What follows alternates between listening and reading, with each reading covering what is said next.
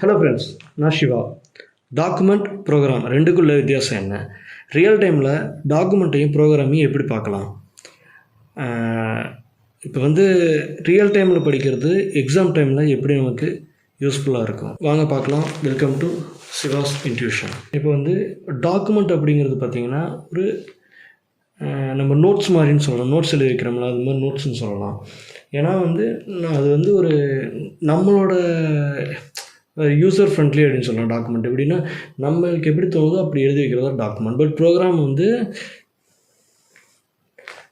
பார்த்திங்கன்னா set of instruction இருக்கும். Library ஃபைல்ஸ்னால் இந்த ஃபங்க்ஷன் இப்படி தான் நடக்கணும், இப்படி பண்ணால் இப்படி ரிசல்ட் வரும் அப்படிங்கிறது கலெக்ஷனாக வச்சுருக்கிறதா லைப்ரரி ஃபங்க்ஷன். அந்த லைப்ரரி ஃபைல்ஸை வச்சு எக்ஸிக்யூட் ஆகிறது அந்த ப்ரோக்ராம்னு சொல்லலாம். இது ரியல் டைமில் நம்ம எப்படி பார்க்கலாம் அப்படின்னா, இப்போ நீங்கள் ஒரு மளிகை கடையில் ஒரு பொருள் வாங்குறீங்கன்னு வைங்க.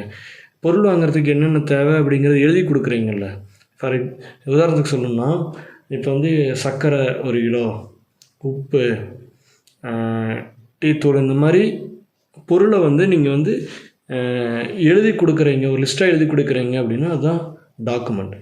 இப்போ எழுதி கொடுக்குற டாக்குமெண்ட் அவங்க பொருளை எடுத்து வச்சுட்டு அதுக்கு விலையை போட்டு கால்குலேட் பண்ணி சொல்கிறாங்க. கால்குலேட் பண்ணி இவ்வளோ மொத்தம் வருது.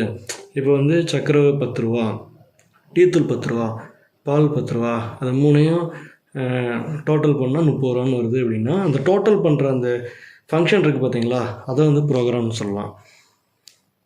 இன்னும் உங்களுக்கு உதாரணத்துக்கு சொல்லணும் அப்படின்னா, இன்னும் குறிப்பாக சொல்லணும் அப்படின்னு பார்த்தீங்கன்னா, இப்போ ஒரு நம்ம ரோட்டில் போய்ட்டுருக்கப்போ டிராஃபிக் சிக்னல் வருது. இப்போ டிராஃபிக் சிக்னலில் பார்த்திங்கன்னா 3 லைட் எரியும். பச்சை, சிகப்பு, மஞ்சள், இந்த 3 லைட் எரியும். இந்த 3 லைட் எரியிறப்ப நம்ம பார்க்குறோம், வண்டியில் போய்ட்டுருக்கிறப்ப பார்க்குறோம். இப்போ சிகப்பு லைட் எரிஞ்சுன்னா நிற்கணும்.